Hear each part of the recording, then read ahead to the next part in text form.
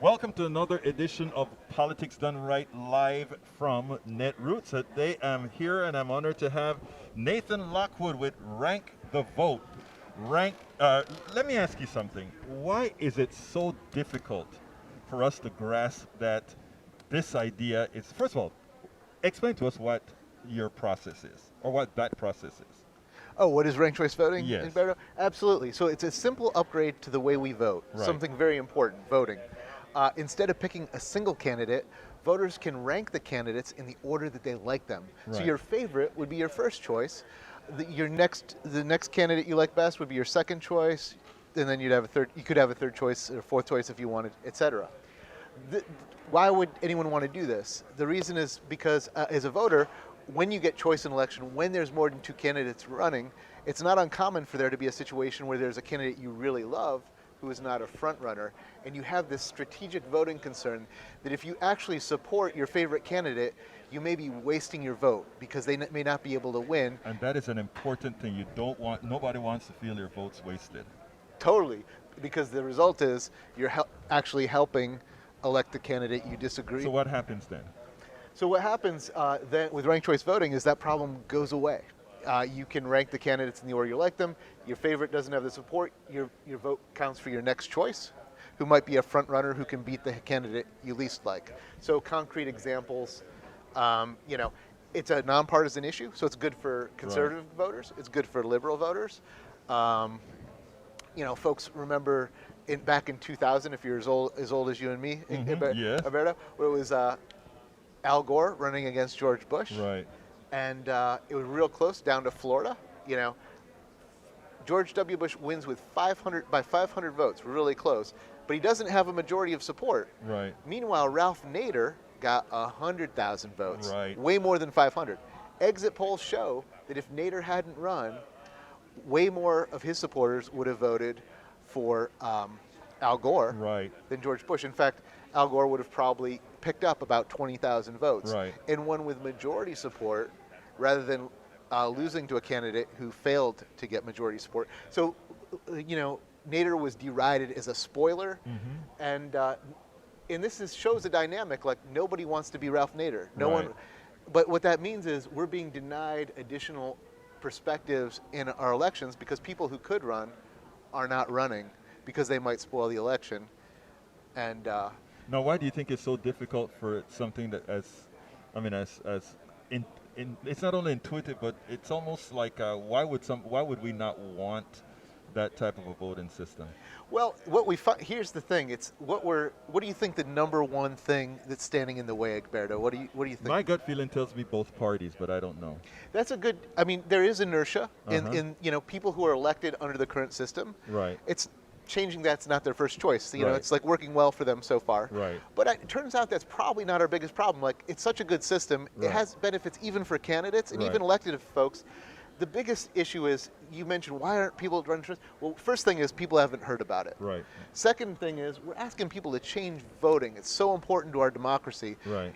If you're going to get someone to make a change to voting, they have to understand what that change is. And we've been using this same system for 200 years. So that's really why we formed Rank the Vote, is to help folks in their states talk to voters about elections in a way that's meaningful to them, and just educate them about the opportunity that ranked choice voting offers, answer their questions about how they work, so that they can feel really excited about supporting it. So you're a group that is pretty much an educational group. I imagine it's a 501c3 that's trying Yep. to get out there, and this is like the ideal 501c3 in that it's completely nonpartisan.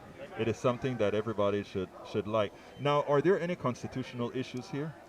So it turns out, there can be state to state. Some states have constitutional issues. For the most part, no. And Yeah. in fact, if we had the support, and by the way, when people understand ranked choice voting, Right. the support goes north of 60% in the That's population. not hard to figure out. Yeah. Exactly. It's really just the fact that people haven't heard about it is why we don't have more supporters. So when we're able to educate a lot of folks, Right. we could adopt this, federally. It couldn't be one state by state, which is probably Right. we're going to have to win a few states first. Right. But there's nothing against it constitutionally. the constitutionality has been upheld in federal circuit courts. Right. When it was implemented in Maine, there were challenges, Right. and they said, nope, this is perfectly good and even better than what we're doing now. There's one federal law that would have to change. Which well, is? Well, depending on what you want to implement. Actually, there's 0 federal laws. They could implement ranked choice voting nationally. Ranked choice voting is not one thing. There's different ways you can do Right. it. We were talking a few minutes about. I was going to bring that up. Yeah, Okay. go ahead. Tell me.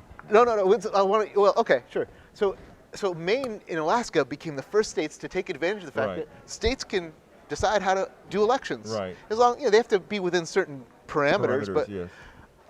so Maine said, we're just going to keep everything the same, but we're going to use ranked choice ballots. Where voters can rank the candidates, and of course we'll count them the way you count ranked ballots. But everything else about our elections will stay the same. So one simple change.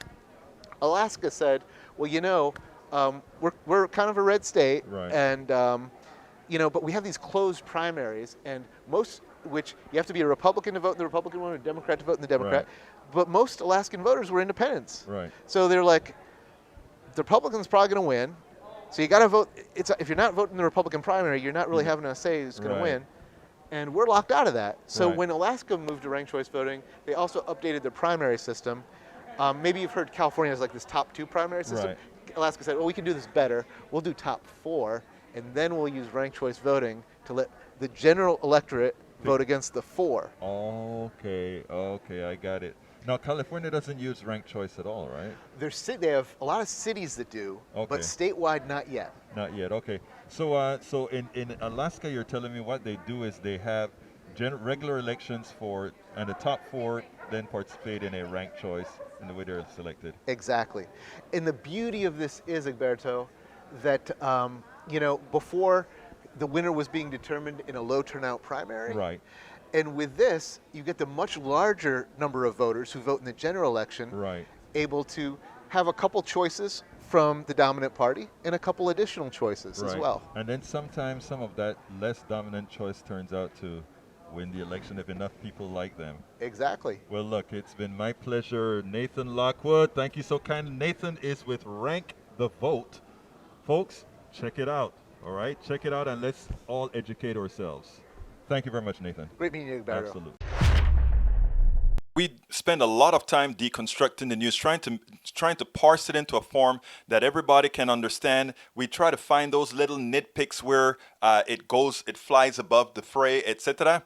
If you really like these videos that we do, I want to ask a big favor. Please go ahead. Number 1, subscribe to our channel, and number 2, please join if you can. Thank you so kindly for watching. Keep watching. Please remember to share. We must populate the entire internet with our progressive message, a message that we know is what most Americans say that they want. So help us, please join.